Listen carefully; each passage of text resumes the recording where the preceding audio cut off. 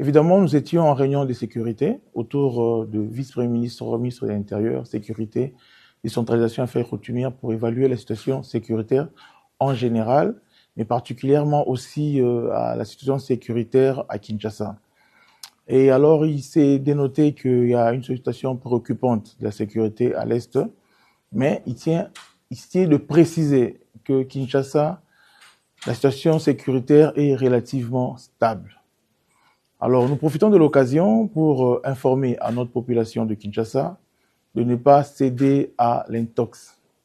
Alors, il s'est propagé beaucoup de faux bruits, beaucoup des alertes fausses qui a essayé d'instaurer l'intox, mais également la psychose par rapport aux faits qui ne sont pas justement réels.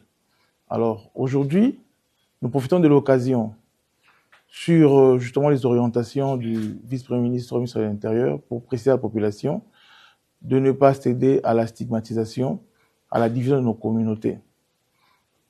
La ville de Kinshasa est stable, nonobstant quelques faits bénins signalés, de braquage, et puis voilà, des infiltrations non autrement identifiées, mais les enquêtes se poursuivent pour que ces malfrats soient déférés devant les instances judiciaires.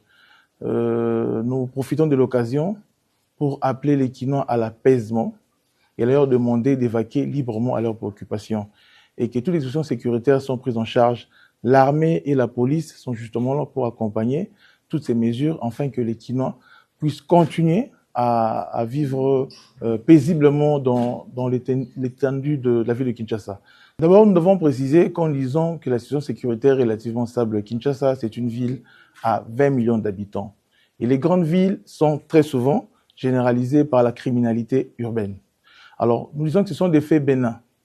Vous voyez, bien qu'on a observé peut-être quelques jours où les braquages ont eu lieu, mais ici aussi d'informer à l'opinion. Il y a un groupe qui est déjà arrêté, déféré à la justice, et nous allons vous les présenter d'ici peu. Et de ce groupe-là, nous sommes déjà sur la piste d'autres groupes qui continuent à opérer. Et nous assurons à la population que la ville est stable sécuritairement.